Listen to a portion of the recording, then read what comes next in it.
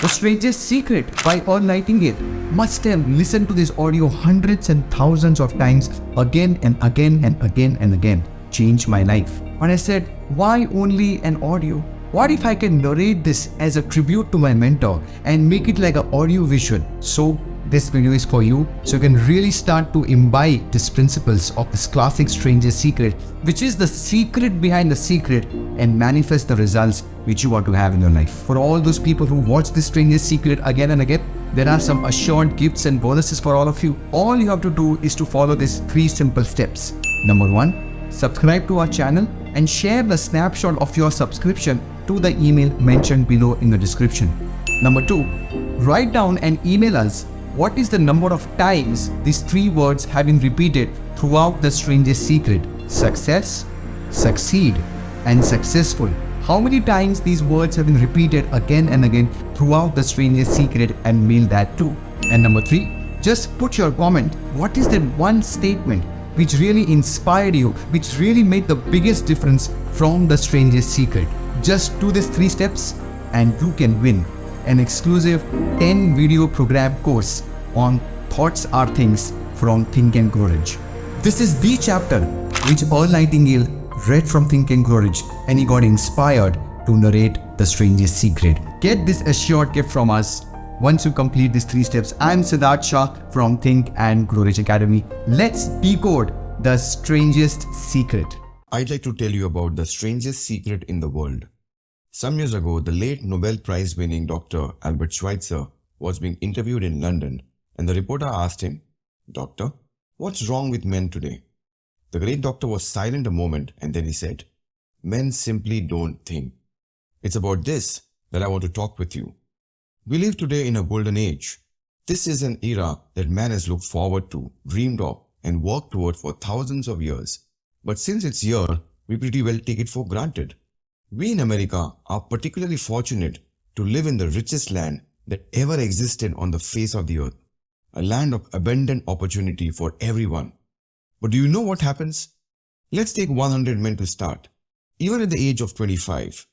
Do you have any idea what will happen to those men by the time they are 65? These 100 men, who all start even at the age of 25, believe they are going to be successful. If you ask any one of these men if he wanted to be success, he'll tell you he did. And you would notice that he was eager toward life, that there was a certain sparkle in his eye, an erectness to his carriage, and life seemed like a pretty interesting adventure to him. By the time they are 65, 1 will be rich, 4 will be financially independent, 5 will still be working, 54 will be broke. Now think a moment. Out of the 100, only 5 make the grade. Now, why do so many fail? What has happened to the sparkle that there was there when they were 25? What's become of the dreams, the hopes, the plans? And why is there such a large disparity between what these men intended to do and what they actually accomplished? When we say about 5% achieve success, we have to define success. And here's the best definition I've ever been able to find. Success is the progressive realization of a worthy ideal. If a man is working towards a predetermined goal and knows where he's going, that man is a success. If he's not doing that, he's a failure. Success is the progressive realization of a worthy ideal. Rollo May, the distinguished psychiatrist, wrote a wonderful book called Man's Search for Himself, and in it he says, "The opposite of courage in our society is not cowardice, it is conformity." There you have the trouble today. It's conformity. People acting like everyone else without knowing why, without knowing where they are going. Now think of it. In America right now, there are over 18 million people 65 years of age and older. Most of them are broke. They are dependent on someone else for life's necessities. We have learned to read by the time we are 7. We have learned to make a living by the time we are 25. Usually by that time, we are not only making a living, we are supporting a family. And yet, by the time we are 65, we haven't learned how to become financially independent in the richest land that has ever been known. Why? We conform. And the trouble is that we are acting like the wrong percentage group, the 95 who don't succeed. Why do these people conform? Well, they really don't know. These people believe that their lives are shaped by circumstances, by things that happen to them, by exterior forces. They are auto-directed people. A survey was made one time that covered a lot of men, working men, and these men were asked, why do you work? Why do you get up in the morning? 19 out of 20 had no idea. If you ask a male, he'll say, everyone goes to work in the morning. And that's the reason they do it, because everyone else is doing it. Now let's get back to our definition of success. Who succeeds? The only person who succeeds is the person who is progressively realizing a worthy ideal. He is the person who says, I'm going to become this, and begins to work toward that goal. I'll tell you who the successful people are. The success is the school teacher who's teaching school because that's what he or she wants to do. The success is the woman who's a wife and mother because she wanted to become a wife and mother and is doing a good job of it. The success is the man who runs the corner gas station because that was his dream. That's what he wanted to do. The success is the successful salesman who wants to become a top-notch salesman and grow and build with his organization. A success is anyone who is doing deliberately a predetermined job because that's what he decided to do deliberately. But only 1 out of 20 does that. That's why today there isn't any real competition unless we make it for ourselves. Instead of competing, all we have to do is create. You know, for 20 years, I looked for the key which would determine what would happen to a human being. Was there a key? I wanted to know, which would make the future a promise that you could foretell to a large extent. Was there a key that would guarantee a person's becoming successful if he only knew about it and knew how to use it? Well, there is such a key, and I found it. Have you ever wondered why so many work so hard and honestly without ever achieving anything in particular, and others don't seem to work hard and yet seem to get everything? They seem to have the magic touch. You have heard them say that about someone, everything he touches turns into gold. Have you ever noticed that a man who becomes successful tends to continue to become successful? On the other hand, have you noticed how a man who is a failure tends to continue to fail? Well, it's because of goals. Some of us have goals, some don't. People with goals succeed because they know where they are going. It's that simple. Think of a ship leaving a harbor and think of it with a complete voyage mapped out and planned. The captain and crew know exactly where it's going and how long it will take. It has a definite goal. Now 9,999 times out of 10,000, it will get to where it started out to get. Let's take another ship, just like the first. Only let's not put a crew on it or a captain at a helm. Let's give it no aiming point, no goal, no destination. We just start the engines and let it go. I think you'll agree with me that if it gets out of the harbor at all, it'll either sink or wind up on some deserted beach or derelict. It can't go any place because it has no destination and no guidance, and it's the same with a human being. Take a salesman for example. There is no other person in the world today with the future of a good salesman. Selling is the world's highest paid profession if we are good at it and if we know where we are going. Every company needs top-notch salesmen and they reward those men. The sky's the limit for them. But how many can you find? Someone once said the human race is fixed, not to prevent the strong from winning, but to prevent the weak from losing. The American economy today can be likened to a convoy in a time of war. The entire economy slowed down to protect its weakest link, just as the convoy had to go at the speed that would permit its slowest vessel to remain in its formation. That's why it's so easy to make a living today. It takes no particular brains or talent to make a living, to support a family today. We have a plateau of so-called security if that's what a person is looking for. But we do have to decide how high above this plateau we want to aim. Now let's get back to the strangest secret in the world. The story that I wanted to tell you today. Why do men with goals succeed in life and men without them fail? Well, let me tell you something which, if you really understand, will alter your life immediately. If you understand completely what I'm going to tell you, from this moment on, your life will never be the same again. You will suddenly find that good luck just seems to be attracted to you. The things you want just seem to fall in line, and from now on, you won't have the problems, the worries, the gnawing lump of anxiety that perhaps you experienced before. Doubt, fear, well, they will be the things of the past. Here's the key to success and the key to failure. We become what we think about. Now let me say that again. We become what we think about. Throughout all history, the great wise men and teachers and philosophers and prophets have disagreed with one another on many different things. It's only on this one point that they're in complete and unanimous agreement. Let's know what Marcus Aurelius, the great Roman emperor, said. A man's life is what his thoughts make of it. Disraeli said this. Everything comes if a man will only wait. I have brought myself by long meditation to the conviction that a human being with a subtle purpose must accomplish this, and that nothing can resist a will that will stake even existence for its fulfillment. Ralph Waldo Emerson said this. A man is what he thinks about all day long. William James said, the greatest discovery of my generation is that human beings can alter their lives by altering their attitudes of mind. He also said, we need only in cold blood act as if the thing in question were real, and it will become infallibly real by growing into such a connection with our life that it will become real. It becomes so knit with habit and emotion that our interest in it will be those which characterize belief. He also said, if you only care enough for a result, you will almost certainly attain it. If you wish to be rich, you will be rich. If you wish to be learned, you will be learned. If you wish to be good, you will be good. Only you must then really wish these things, and wish them exclusively, and not wish at the same time 100 other incompatible things just as strongly. Believe and succeed. In the Bible, you'll read in Mark 9:23, if thou canst believe, all things are possible to him that believeth. My old friend Dr. Norman Vincent Peale put it this way, this is one of the greatest laws in the universe. Fervently do I wish I had discovered it as a very young man. It dawned upon me much later in life, and I found it to be one of the greatest, if not my greatest discovery, outside of my relationship to God. The great law, briefly and simply stated, is that if you think in negative terms, you will get negative results. If you think in positive terms, you will achieve positive results. That is the simple fact, he went on to say, which is at the basis of an astonishing law of prosperity and success.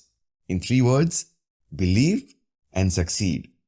William Shakespeare put it this way, our doubts are traitors and make us lose the good we oft might win by fearing to attempt. George Bernard Shaw said, people are always blaming their circumstances for what they are. I don't believe in circumstances. The people who get on in this world are the people who get up and look for the circumstances they want, and if they can't find them, make them. Well, that is pretty apparent, isn't it? Every person who discovered this for a while believed that he was the first one to work it out.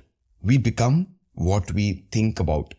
Now it stands to reason that a person who is thinking about a concrete and worthwhile goal is going to reach it because that's what he's thinking about. And we become what we think about. Conversely, the man who has no goal, who doesn't know where he's going, and whose thoughts must therefore be thoughts of confusion and anxiety and fear and worry, becomes what he thinks about. His life becomes one of frustration and fear and anxiety and worry. If he thinks about nothing, he becomes worried. Now, how does it work? Why do we become what we think about? Well, I'll tell you how it works as far as I know. Now, to do this, I want to tell you about a situation that parallels the human mind. As you sow, so shall you reap. Suppose a farmer has some land and it's good fertile land. Now the land gives the farmer a choice. He may plant in that land whatever he chooses. The land doesn't care. It's up to the farmer to make the decision. Now remember, we are comparing the human mind with the land because the mind, like the land, doesn't care what you plant in it. It will return what you plant, but it doesn't care what you plant. Now let's say the farmer has 2 seeds in his hand. One is a seed of corn. The other is a nightshade, a deadly poison. He digs 2 little holes in the earth and he plants both seeds, one corn, the other nightshade. He covers up the holes, waters and takes care of the land. And what will happen? Invariably, the land will return what's planted. As it's written in the Bible, as you sow, so shall you reap. Now remember, the land doesn't care. It will return poison in just as wonderful abundance as it will corn. So up come the 2 plants, one corn, one poison. The human mind is far more fertile, far more incredible and mysterious than the land, but it walks the same way. It doesn't care what we plant. Success, failure, a concrete worthwhile goal, or confusion, misunderstanding, fear, anxiety, and so on. But what we plant, it must return to us. You see, the human mind is the last great unexplored continent on earth. It contains riches beyond our wildest dreams. It will return anything we want to plant. Now you might say, well, if that's true, why don't people use their minds more? Well, I think they figured out an answer to that one too. Our mind comes as standard equipment at birth. It's free, and things that are given to us for nothing, we place little value on. Things that we pay money for, we value. The paradox is that exactly the reverse is true. Everything that's really worthwhile in life came to us free. Our minds, our souls, our bodies, our hopes, our dreams, our ambitions, our intelligence, our love of family and children, and friends and country, all these priceless possessions are free. But the things that cost us money are actually very cheap and can be replaced at any time. A good man can be completely wiped out and make another fortune. Even if our home burns down, we can rebuild it. But the things we got for nothing, we can never replace. The human mind isn't used because we take it for granted. Familiarity breeds contempt. The mind can do any kind of job we assign to it, but generally speaking, we use it for little jobs instead of big ones. Universities have proven that most of us are operating at about 10% or less of our abilities. The human mind is the last great unexplored continent on earth. Decide now, what is it you want? Plant your goal in your mind. It's the most important decision you'll ever make in your entire life. What is it you want? Do you want to be an outstanding salesman, a better worker at your particular job? Do you want to go places in your company, in your community? Do you want to get rich? All you got to do is plant that seed in your mind, care for it, work steadily towards your goal, and it will become a reality. It not only will, there is no way that it cannot. You see, that's the law. Like the laws of Sir Isaac Newton, the laws of gravity. If you get on top of a building and jump off, you'll always go down, you'll never go up. And it's the same with all the other laws of nature. They always work. They are inflexible. Think about your goal in a relaxed, positive way.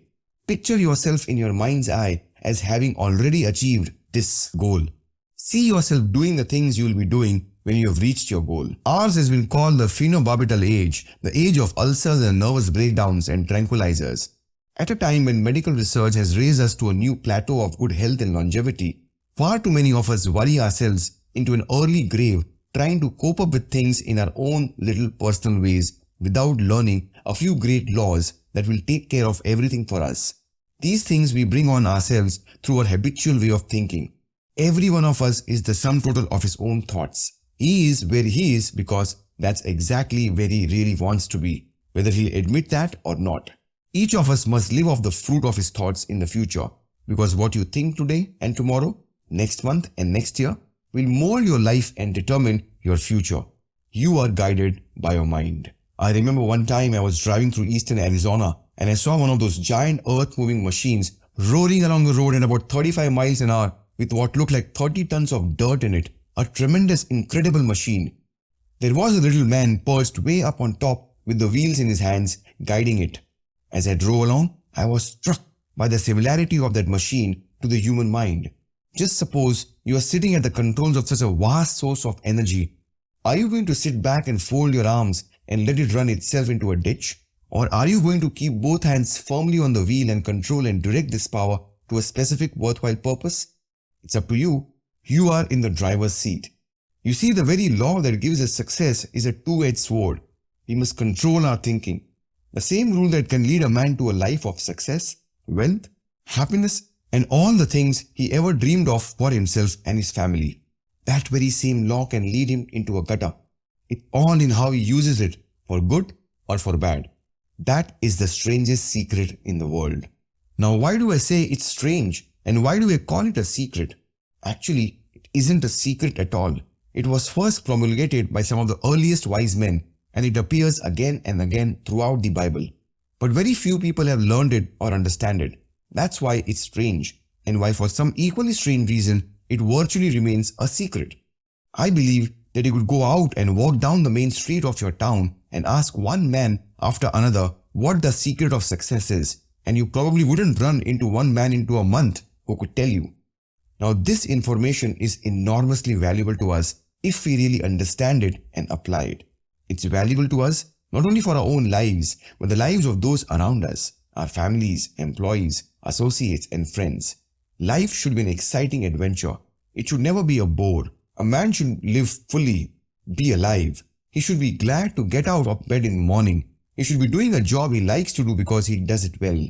One time I heard Grove Patterson, the great editor-in-chief of the Toledo Blade, made a speech, and as he concluded his speech, he said something I have never forgotten. He said, "My years in the newspaper business have convinced me of several things, among them that people are basically good and that we came from someplace and we are going someplace and we should make our time here an exciting adventure. The architect of the universe didn't build a stairway leading nowhere. And the greatest teacher of all, the carpenter from the plains of Galilee, gave us the secret time and again. As you believe, so shall it be done unto you." I have explained the strangest secret in the world and how it works. Now I want to explain how you can prove to yourself the enormous returns possible in your own life by putting the secret to a practical test. I want you to make a test that will last 30 days. It isn't going to be easy, but if you give it a good try, it will completely change your life for the better. Back in the 17th century, Sir Isaac Newton, the English mathematician and natural philosopher, gave us the naturals of physics, which apply as much to human beings as they do to the movement of bodies in the universe. One of these laws is that for every action, there is an equal and opposite reaction. Simply stated, as it applies to you and me, it means that we can achieve nothing without paying the price. The results of your 30-day experiment will be in direct proportion to the effort you put forth. To be a doctor, you must pay the price of long years of difficult study. To be successful in selling, and remember that each of us succeeds to the extent of its ability to sell. Selling our families on our ideas, selling education in schools, selling our children on the advantages of living the good and honest life, selling our associates and employees on the importance of being exceptional people, and of course, the profession of selling itself. To be successful in selling our way to a good life, we must be willing to pay the price. Now, what is that price? Well, it's many things. First, it's understanding emotionally as well as intellectually that we literally become what we think about, that we must control our thoughts if we are to control our lives. It's understanding fully that as you sow, so shall you reap. Second, it's cutting away all fetters from the mind and permitting it to soar as it was divinely designed to do. It's the realization that your limitations are self-imposed and that the opportunities for you today are enormous beyond belief.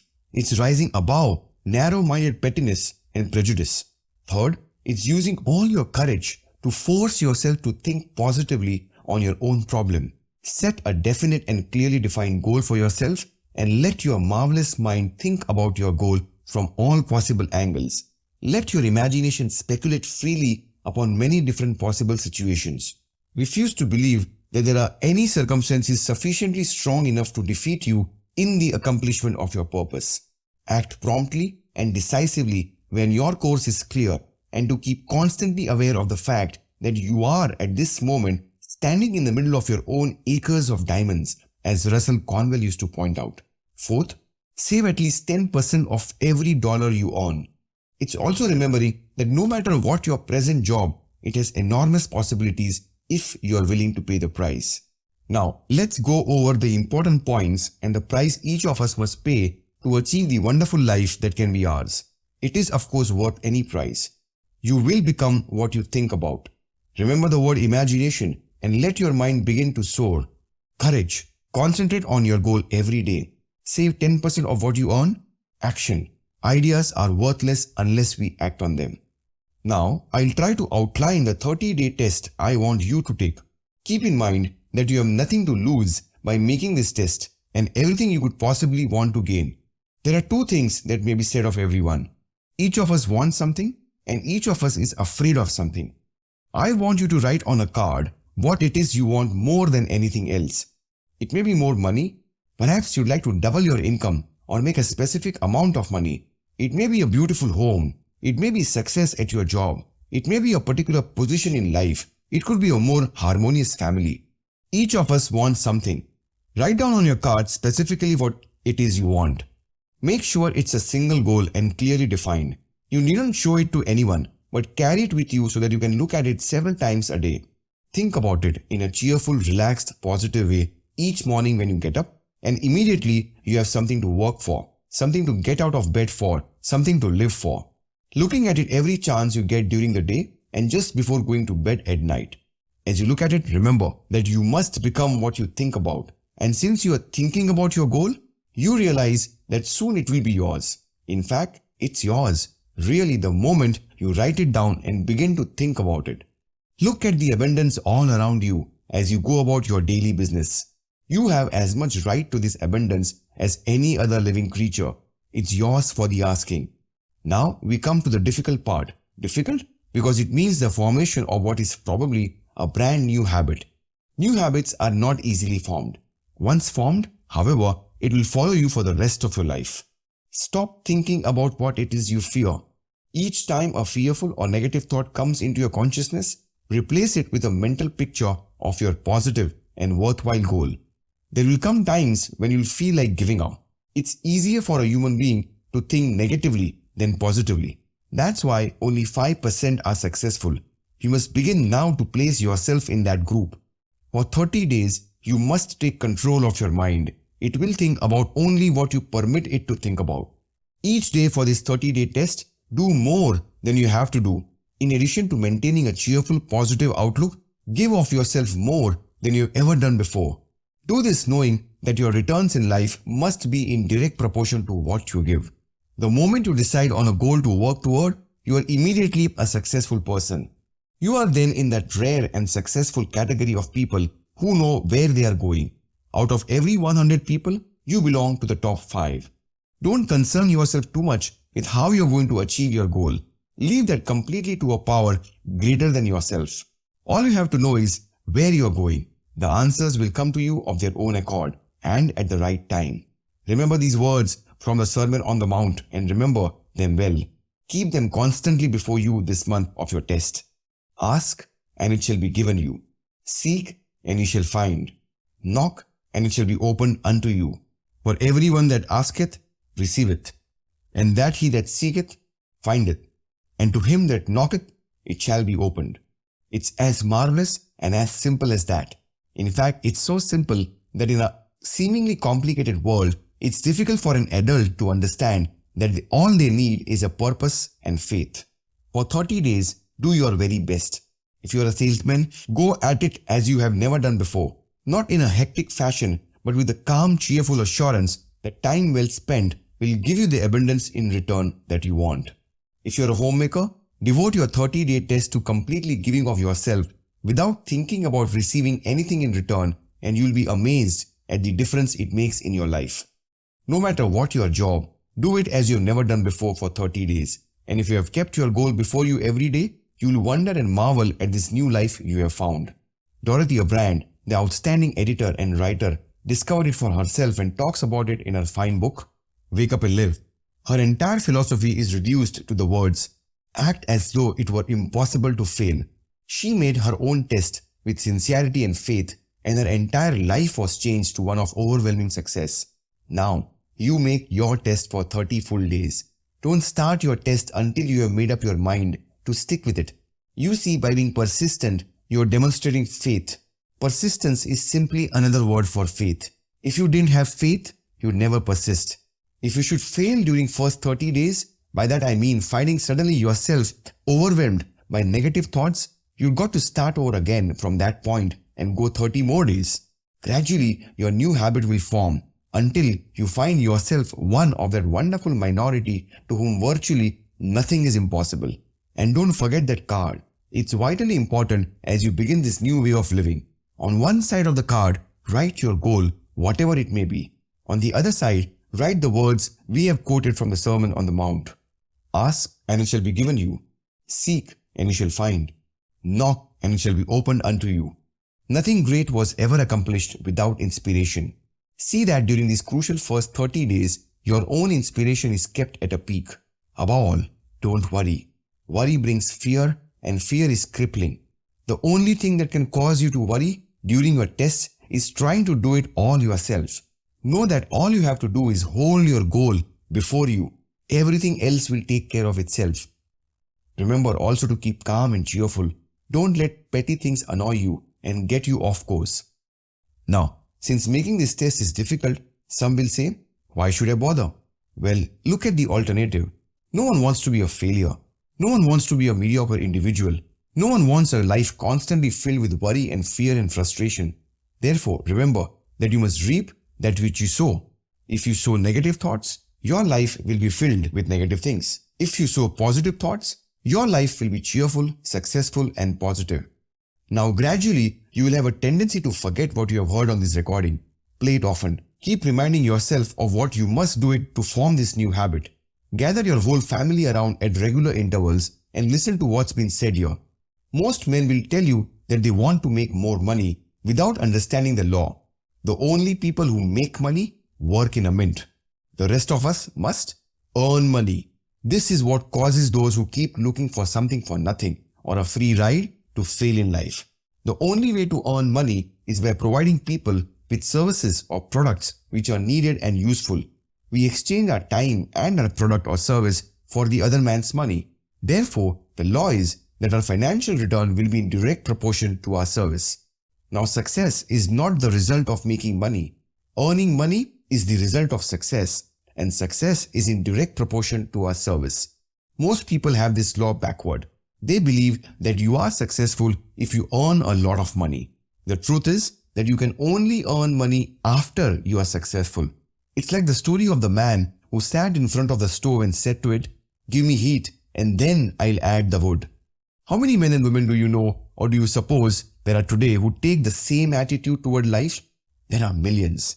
You got to put the fuel in before we can expect heat.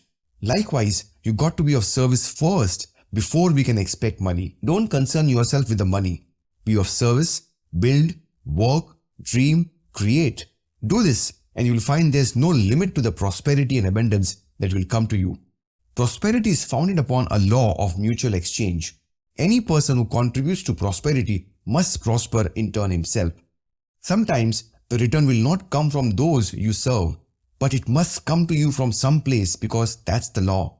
For every action, there is an equal and opposite reaction. As you go daily through your 30-day test period, remember that your success will always be measured by the quality and quantity of service you render.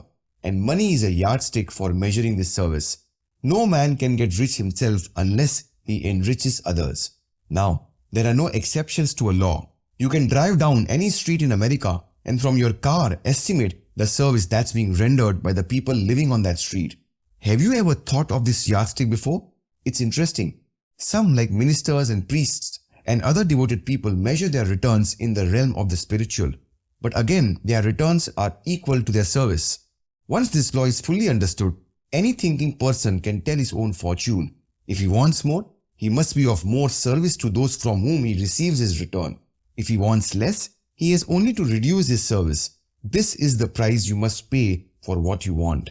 If you believe you can enrich yourself by deluding others, you can end up only by deluding yourself. It may take some time, but just as surely as you breathe, you'll back what you put out. Don't ever make the mistake of thinking you can avoid this. It's impossible.